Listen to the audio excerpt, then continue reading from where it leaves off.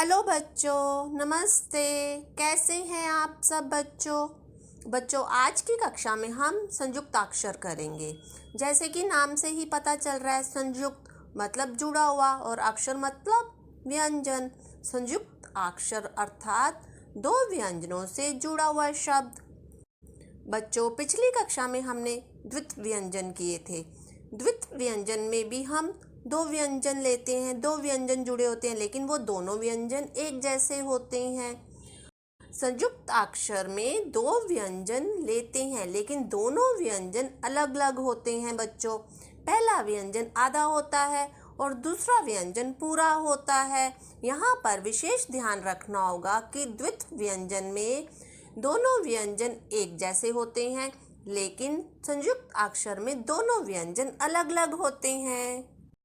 आइए बच्चों, अब हम आगे देखते हैं कि संयुक्ताक्षर लिखे कैसे जाते हैं। स्क्रीन पर आपको बच्चों सबसे पहले क्या दिखाई दे रहा है? प्याली। प्याली में लाल रंग से लिखे गए व्यंजन क्या कहलाते हैं? संयुक्ताक्षर कहलाते हैं। बच्चों दोनों ही व्यंजन अलग अलग हैं, लेकिन पहला व्यंजन आधा है, उच्चारण में कम समय लेगा, और दूसरा व्यंजन पूरा है, उच्चारण में अधिक समय लेगा। तो हम कैसे बोलेंगे? प या प्या, प्या। चलिए बच्चों, कुछ उदाहरणों की सहायता से देखते हैं कि संयुक्ताक्षर कैसे लिखे जाते हैं। बच्चों सबसे पहले मुझे बताइए, यहाँ पर आपको क्या लिखा हुआ दिखाई दे रहा है? प्याली। प्याली के ऊपर जो मैम ने काले रंग से लाइन खींची है उसको हम क्या कहते हैं? शिरोरेखा।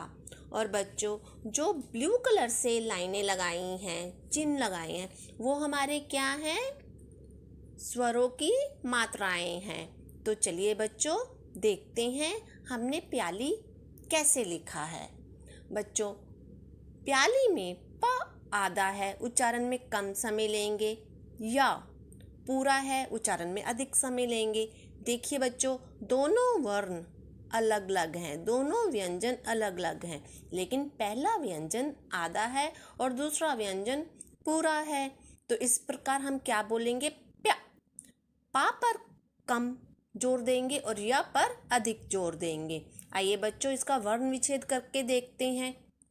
पा हलंत, या हलंत जमा आ, या के साथ आ की मात्रा है, तो बच्चों हम यहाँ पर आ का मूल रूप लिखेंगे। आगे देखिए बच्चों, ला हलंत जमा ला के साथ कौन सी मात्रा आ रही है?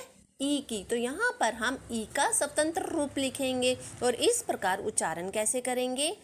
प्याली, प्याली। आइए बच्चों अब एक और उदाहरण देखते हैं। आपको स्क्रीन पर क्या दिखाई दे रहा है? म क खी या मक्खी।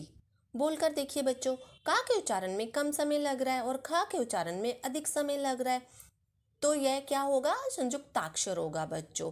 जहाँ पर पहले व्यंजन के उच्चारण में कम समय लगता है और दूसरे व्यंजन के उच्चारण में अधिक समय लगता है और दोनों ही व्यंजन अलग अलग हैं, तो क्या कहलाते हैं? संयुक्ताक्षर कहलाते हैं।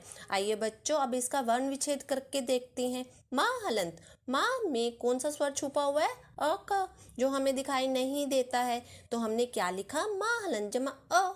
आगे देखिए बच्चों, क आधा है तो हमने का हलंत लगाकर छोड़ देना है। आगे देखिए बच्चों, खा, खा के साथ कौन सी मात्रा दी गई है? ई की, तो हम कैसे लिखेंगे? खा हलंत जमा ई, और उच्चारण कैसे करेंगे? मक्खी, मक्खी। आइए बच्चों आगे देखिए, स्क्रीन पर आपको क्या दिखाई दे रहा है? पुस्तक। उच्चारण करके देखिए। पुस्तक में सा के उच्चारण पर कम समय लिया जा रहा है और ता के उच्चारण पर अधिक समय लिया जा रहा है।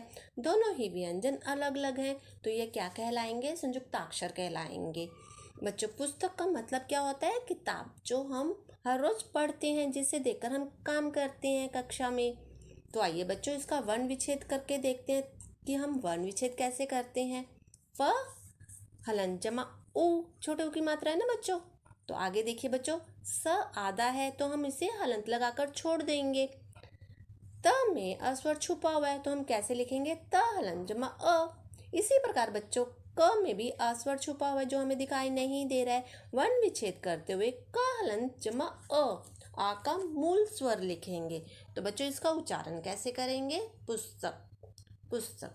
मेरे साथ बार बार उच्चारण कीजिए बच्चों, और देखिए किस व्यंजन के उच्चारण में अधिक समय लग रहा है और किस व्यंजन के उच्चारण में कम समय लग रहा है।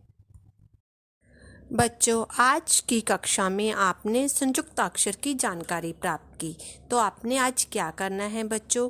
कोई भी 5 संयुक्ताक्षर लिखने हैं और उनसे वाक्य बनाकर भेजने हैं। तो चलिए बच्चों, मिलते हैं अगली कक्षा में। तब तक के लिए धन्यवाद।